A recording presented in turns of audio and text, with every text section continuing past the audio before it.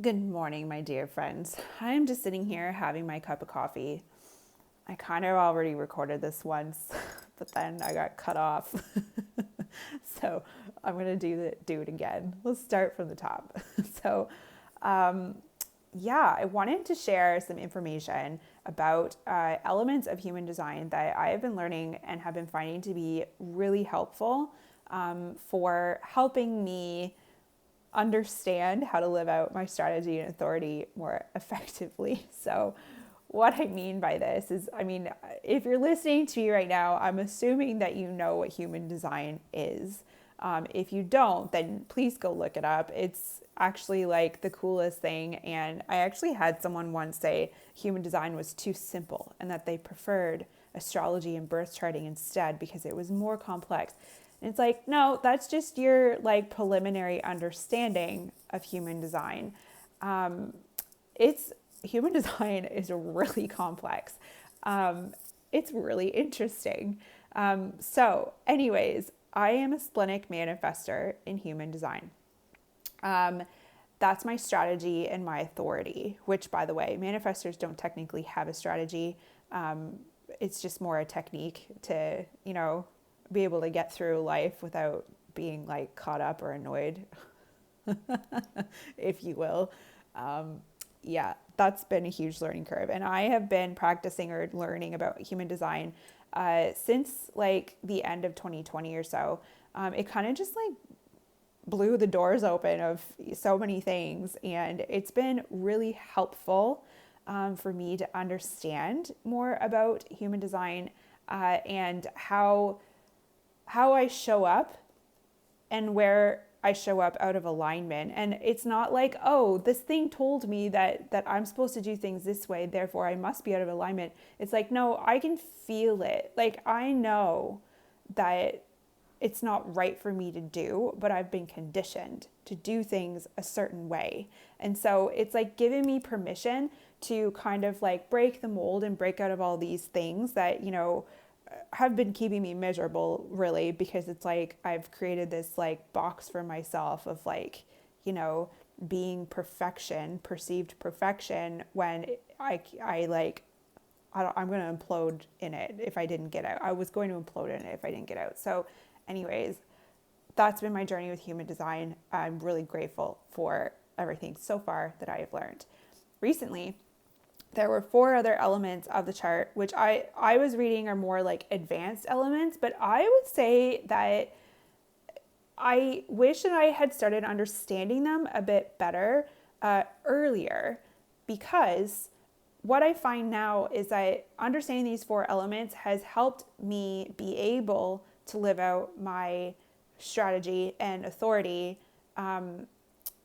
easier. And I'll explain that as I go along of, what exactly I mean by that. So the 4 of them are determination, environment, perspective, and motivation. So determination is also in the my human design is your digestion. So determination is like how you absorb things from the outside world, and that would also be, how you absorb nutrition. And so what I'm going to do is I'm going to walk through the 4 of them and explain to you what mine are specifically and how they've actually helped me, so that it inspires you to go find yours and learn more about it too. So my determination is nervous.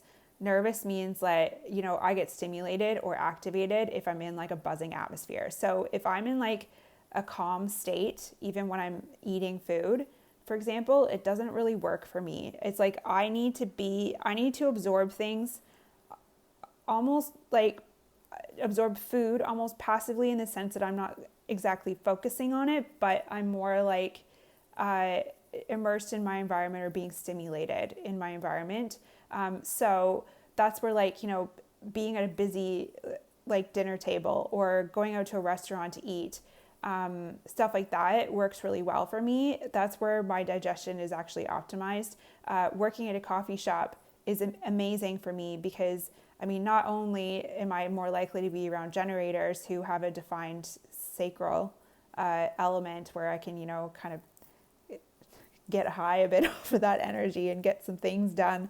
But also it's the buzzing atmosphere, the bustly, like people are there to work, but there's like a lot of things going on, and that buzzing energy is really good for me. I even notice that about myself, where I perform a lot better when I'm being stimulated by things, or when I'm in like a certain type of state. Like I would have been a great emergency room physician, but apparently a lot of people say that. So I thrive under pressure. I do really well under it.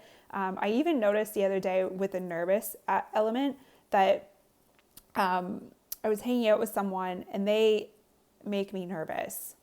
But one would perceive that that's a bad thing, or that, oh, maybe you shouldn't be around this person or whatever. But to me, it has like stimulated so much stuff for me. Like it's just like the amount of things that I'm like stimulated by and like have like started to get back into again, because I'm being stimulated right now. And it's, yeah, I get stimulated from like being in that nervous, like buzzy kind of state.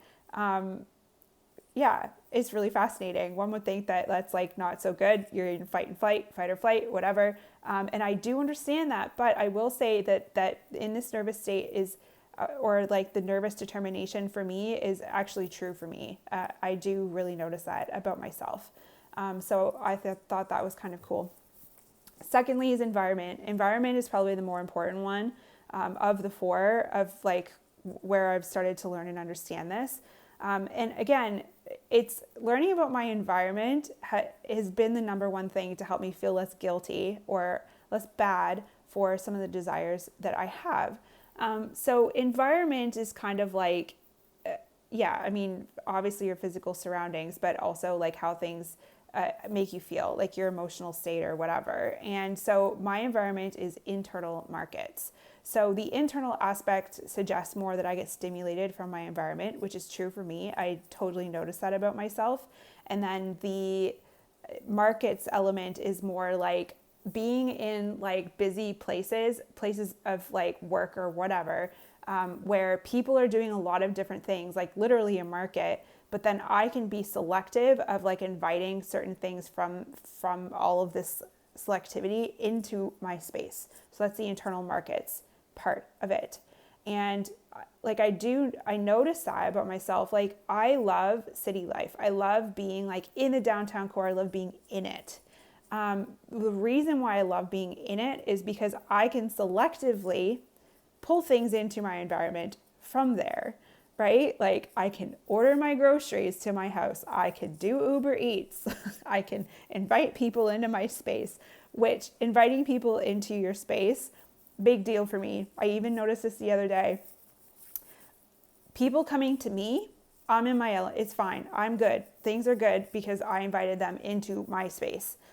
Me going out into someone else's space, not so good for me. I noticed a difference. I noticed that, I'm more insecure, more sensitive. I'm not myself. I don't feel as comfortable. And not from like that, like nervous versus calm thing that I was talking about. It's from a different perspective. I find like trying to use words in the English language to describe these states is kind of difficult sometimes. But yeah, the environment thing has been great for me. I'm highly selective. I always thought that, I was just too picky, that there was something wrong with me because of that. I want to live in a city, in a downtown hustling, bustling core. A lot of people judge me for that, thinking like, why would you do that? That's so dumb. But to me, and I felt bad for it, right? But to me, it's like, once I understood this about myself, it made me feel less shame around these things that I desire to have or behave or whatever in my environment. Like my environment is my sanctuary. So my apartment or my space is my safe space. It's my sanctuary, and it'll be like completely like perfectly designed right down to like the angle of orientation of things in the space, and how the light comes in through the windows, all that type of stuff. It's like I'm really particular about it. And I always felt shame around that. I don't anymore, because I understand that about myself, and I understand that it actually helps me thrive when I'm in an environment that I have selected, or that, has a certain, element to it. Not everyone's like that, and that's okay. So then the next is perspective and motivation. And so perspective is how the mind conceptualizes things. So perspective, and I've got this written down to make it easier for me. So is possibility. So that's my perspective or view is also what it's called. So I like see what could work. So when I'm in a good surrounding, when I'm in my internal markets, right, then I can see what could work through my possibility view. So it's like I'm able to kind of like see my surroundings, evaluate, like what could work in a setting. And then also with motivation, because they're kind of a little bit tied, I noticed. So my motivation is desire. And so I'm motivated to organize how things will work and come together. So when I'm in my right state, when I'm in like a state where I feel good, so in my internal markets environment, it's like I can pick up and see, I'm like the new and improved person, right? But when I'm not in a state where I'm feeling like safe enough to bring those elements of myself out, I'm less likely to see those like new and improved things. So when I'm in a good environment, I can see the possibilities. I can see what could work in a setting. And then I'm also, what's the motivation one again? Yeah, to organize how things could work and come together, which is my jam. I freaking love doing that stuff. I love like optimizing things. But it's also like, if you don't have the stimulation to do it, or if I'm not in the right setting, then I notice that isn't true for me. And then pulling back in the strategy and authority thing, there's another element of, and I forget what it's called, but mine is inner vision. So inner vision is all about like visualizing, seeing what usually others can't. Sometimes like knowing things are going to happen before they do, what have you, which I will say is actually true for me, where, I do have moments where I know that something's going to happen when it actually hasn't happened yet. Not like big, just little things, like I knew I was going to have a relationship with the last person that I had a relationship with. I knew it, and even the people who like, they thought I was kind of nuts that, that was going to happen. And I let that person come to me. So like, I wasn't the one really pursuing it either. So there's just interesting things like that, with the inner vision, where it's like, I knew that was going to happen. And that's where Splenic Authority comes in. So it's like just when you're in a safe space, so internal markets, then I give myself permission to experience the inner visions where I actually have them. They come through. I can, define or understand what that means a little bit better, but then also use those intuitive hits and listen to them a bit better. Because Splenic Authority to me has been really difficult to understand. Like I can understand the other authorities pretty easily, but Splenic has been hard because it's these little like pings of like little hits along the way that, to pursue, which can sometimes feel impulsive. But, if I'm in an internal markets environment, I feel safe to experiment and do these things. You see the pattern, you see where this is going.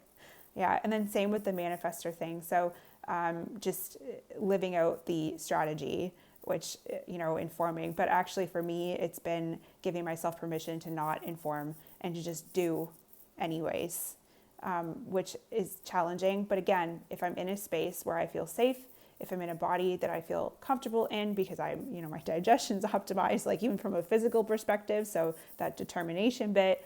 And then, the perspective and motivation is kind of like where I'm able to like see how I can do and improve things, and then execute with an urge, manifestor, into reality.